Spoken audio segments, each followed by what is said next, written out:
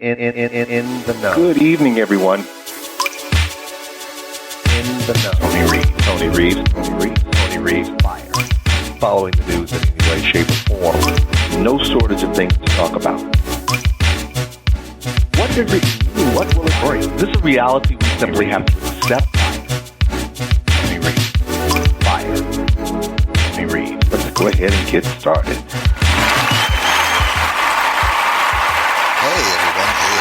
Welcome to another edition of In the Know. I am your host, Tony Reeves, and let's get crack-a-lackin' here.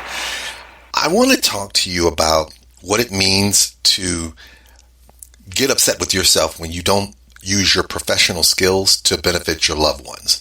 And what I mean by that is not in a sense of saying that you have to go out of your way to say, oh, I work on cars, so I need to offer this service to my family, or I have my own bakery, I need to offer this service to my family. This is not what I'm talking about. I mean, I'm talking about those times where your loved ones are in need of services or in need of your assistance. You have the skills to be able to do so.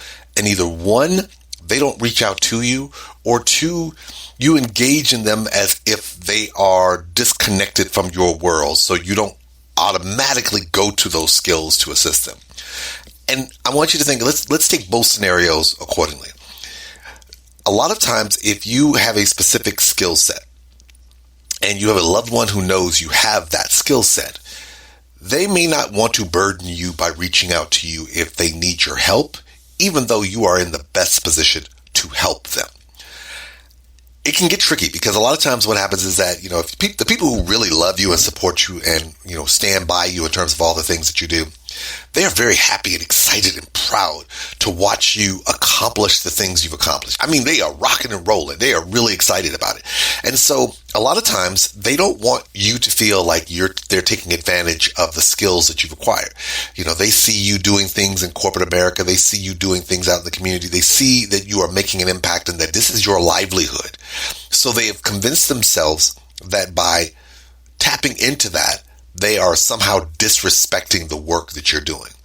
So I share with that to make it known is that sometimes what ends up happening is we don't even realize we do this. We end up creating this environment where our loved ones feel like they can't reach out to us. Not that they don't have access to us. They just feel like the way we have moved, whether it be because we don't move in an area to give them immediate access, or we express reservations or concerns, or quite frankly complain whenever we're dealing with people who do certain things that annoys us, or just frankly, we just kind of create this psychological wall where when we're in their space, we don't really share what our world is outside of that space with them. And so I often have to remind people that you got to remember, when you're with your loved ones are literally your safe space.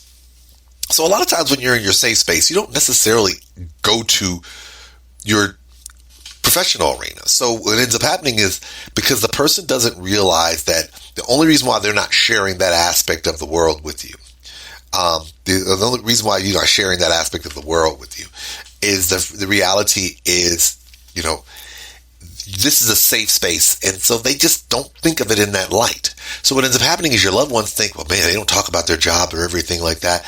So therefore, I don't want to disrespect for them and bring it to your attention. So sometimes you got to have to do some things to kind of let your loved ones know, hey, listen, I got you, man. Why are you not reaching out to me? I'm the person you should reach out to. I don't know about you. You're not bothering me. You know who's bothering me? That knucklehead that calls me at 2:00 in the morning. You respect my time. So what's up? What's popping? What's good? Talk to me. What can I do to help? So that's the first scenario. The other scenario is the one where, kind of the piggybacking on what I just said, you go to these safe spaces that you have and you consciously do not tap into that place. Therefore, it does present as if, you're not trying to use that to help others. But more importantly, you're not thinking about it in that light. I can tell you that when I used to practice law, guess what? During the workday, I was always on. Anybody called me on my phone, it was always on. Most of my friends who called me, they would be like, hey, I got a question. I'm on. So then I'm always on in terms of legal attorney mode. But guess what? if I'm going and I'm in a fraternity, if I hang out with my frat brothers, or if I'm going to spend time with my college or my other college friends, or if I'm going to spend time with my wife's family or my family, whatever the case may be, I don't necessarily view myself as being an attorney, even though that's what I am trained to do. I look at me as being Reeves. I look at me as just being Tony. I'm just me being Anthony. And so what ends up happening is that when scenarios pop up, I don't click on automatically. When I'm in my office space, when I'm in court, when I'm out and about and so forth in professional settings or networking, I turn on very quickly. But what ends up happening a lot of times is that I don't always, I'll say this again, I don't always turn on quickly when I am in a private arena within my particular private space. But so a lot of people, we do that the same way too. What ends up happening is that when we go into these spaces where these are our safe spaces, we don't instinctively go to our business, corporate, professional mode because we're so much enjoying the fact that in this space we don't have to be in that capacity. And especially if you have a high stress type of job, like if you're a teacher, if you are a doctor or a dentist, lawyer, a place where you literally you're always on.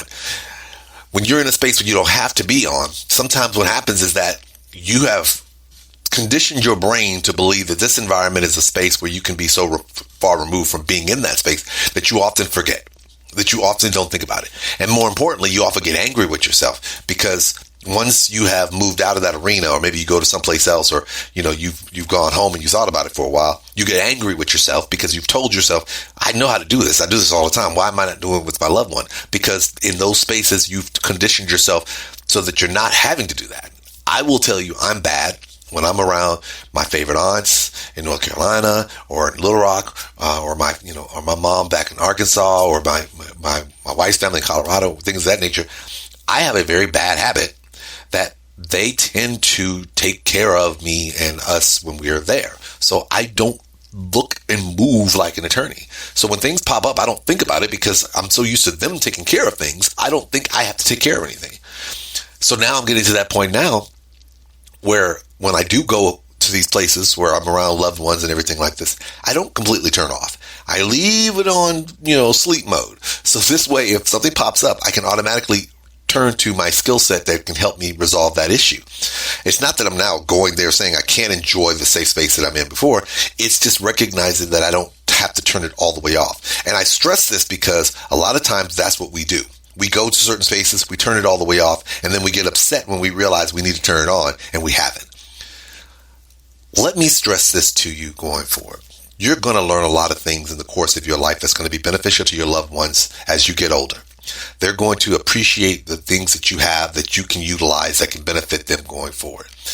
Don't get upset if you find that you're in a situation where you may not automatically use those skills for their benefit because either one, they haven't reached out to you, or two, you've just not thought about it from their light because of the space that you're in. Those skills that you've acquired are going to always be there, and your ability to help them is going to always be there. Just know at the end of the day, your skills are there for you and for you to utilize to benefit the ones you love. Again, everyone, thanks for tuning in to another edition of In the Know. I am your host. You can find me on most social media platforms, Facebook, X, Instagram, as well as all the listening platforms. But at the end of the day, you know what my famous and my favorite question is for you. Are you ready for the Anthony Reeves experience?